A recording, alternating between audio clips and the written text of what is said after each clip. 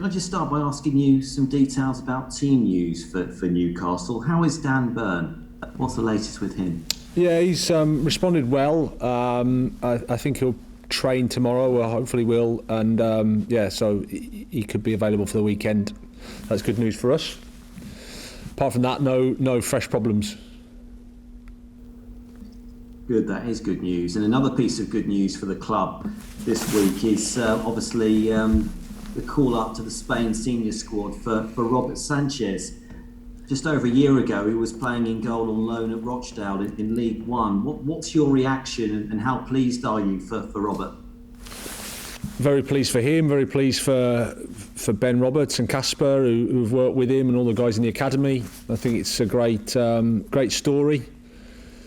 We're delighted, of course, as a club, and I think it's a reward for Rob for his work with us and his developments since he's been with us, and everybody connected to the club that's helped with that.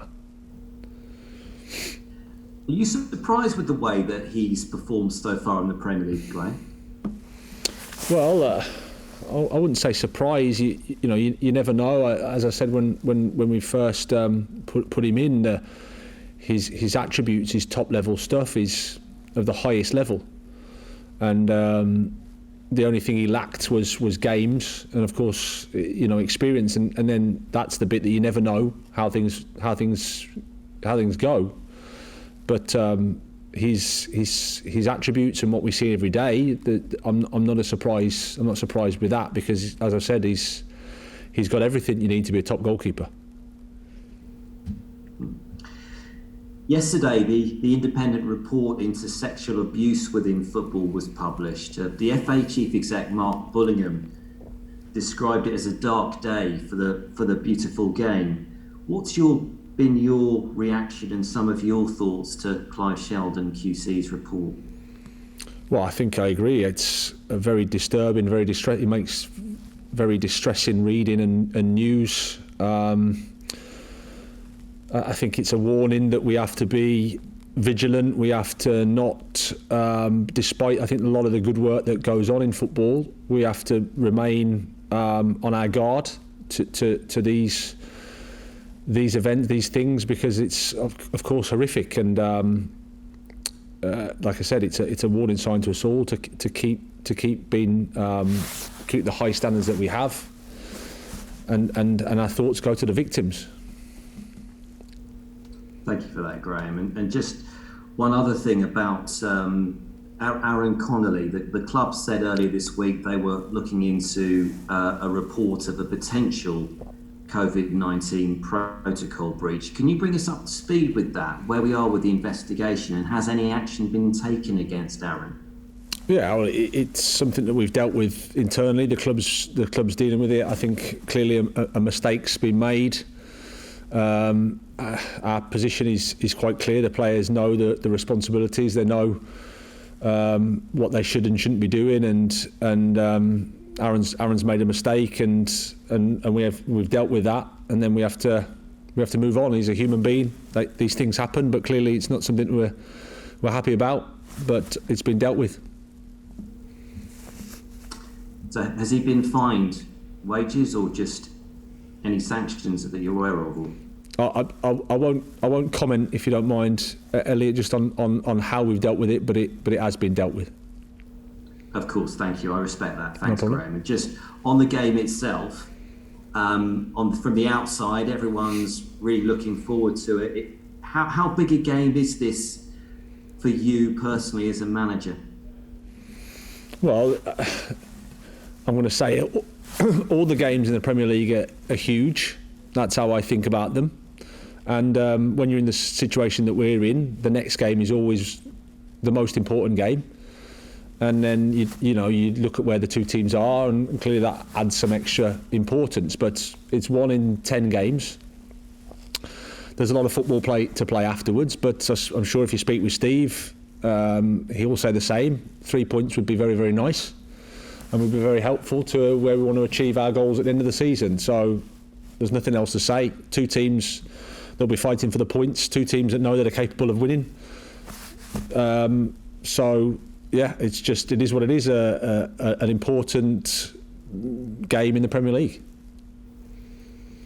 Thank you. Thanks, Graham. No worries. Hi, Graham. Leading on from that, is there a necessity to take that momentum from the Southampton game into this game? Is that where you're looking at, keeping that mood going, that momentum running? Well, of course, that's what we'd like.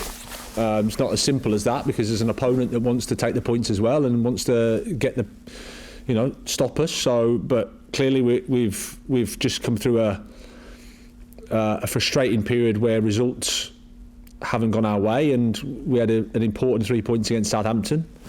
I think since the turn of the year, that's Southampton, that's Leeds, that's Tottenham, that's Liverpool that we've won. So I think we've shown that we're capable of winning games. But we want to try and back that up against Newcastle on Saturday night. But that's what we'll try to do. And in terms of your playing style, there's always plaudits for the way you play. It's a joy to watch. When it all clicks in a certain game where it maybe hasn't been clicking, how is it for you to watch? Is that something very pleasurable for you to take on? Well, I think the most pleasurable thing is getting the result. That's what we're here for, and we understand that. And then, like anything, you need to decide, I suppose, whether you're how you get the result, how you play, and the longevity of that in terms of developing the team, the players, and the club. And that's has been our decision. But ultimately, in football, it's about scoring one more goal than the opponent, and we haven't done that well enough the last 3 or 4 games before Southampton. And previously to that, we had a good run, but in this league, the margins are small. You can be heavily punished. You can drop your level a little bit. Lots of those things, but never lose facts of the most important thing, which is the points at the end. And specifically, we spoke to Joel Veltman this morning. Can you tell us how important his versatility has been for you as a manager? Really important. I think he's one of those players that's huge football intelligence. His game inside, game understanding is of a really high level, and then he has the technical quality to see passes, to read situations, and as a result of that, you can pretty much play him anywhere in the defensive line. He's wherever he's played, he's never let us down, and he's a credit to himself, of course, and his profession, because he's a model professional. And was that something that you had in your mind for him when you saw him, when you took him from Ajax, when you signed him? Was that versatile role something that you really had your eye on? Well, I think the recruitment guys identified that part of that, the fact that he can play right back, right centre back. He could do that comfortably. So that gives you a couple of options. And then clearly, as the season unfolds, you have a few issues in your squad, and then he can fill in. So I think he's probably surprised us in terms of his attacking output in the final third. But it's been a really pleasant surprise. And then the rest is what we thought, which was an intelligent footballer with a real high game understanding and technical level. Thank you very much. No worries.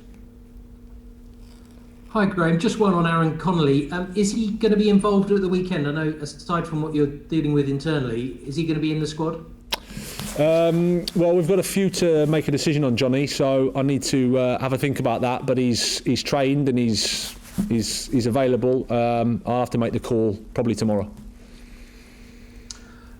With regards to Robert Sanchez, he has name-checked, Ben Roberts and the work that he's done, calling him like a second father. What is it that Ben Roberts does to keep us, in training? It's not the first time he's brought someone through. What special attributes does he have? Well, I think fundamentally he cares for them as people. The first thing, he's had that relationship with Rob where father figure at times, kicking him up the backside when he's needed it, arm round him when he needs it. So I think tough love versus loving feedback, if you like. He's got that good mix. So they know they can't step out of line, but at the same time they know someone cares deeply about them, just as people and as goalkeepers. And then I think what Ben does well is he just works with the individual, highlights their strengths, highlights what they can do, and designs practices according to that, really. Treats them all, because whilst they're all goalkeepers, all the same, they're all incredibly different in terms of what they bring. So he's we're very lucky to have Ben, and Casper as well supports him really, really well. It certainly makes my job easier when you have high quality staff like that around. And just one on your captain, Lewis Dunk, 4th goal of the season. How important are his leadership and captaincy skills going to be in the final 10 games of the season? Really important, and I think he's getting better and better. Really is. I think, as we've said before, it's his 2nd season doing it, and he leads more naturally by example. He wears his heart on his sleeve, and he takes on the responsibility of performing to the highest level, and he's been our best player since I've been at the club. So he leads in that regard, but I think he's also developing just how to lead as a man, as a person off the pitch and on the pitch, and he's been a credit to himself. Really, I'm really proud of him. And just on Newcastle, they're missing Almiron, Wilson, Saint-Maximin. Obviously, that's a blow for Newcastle, but what are you expecting from this game?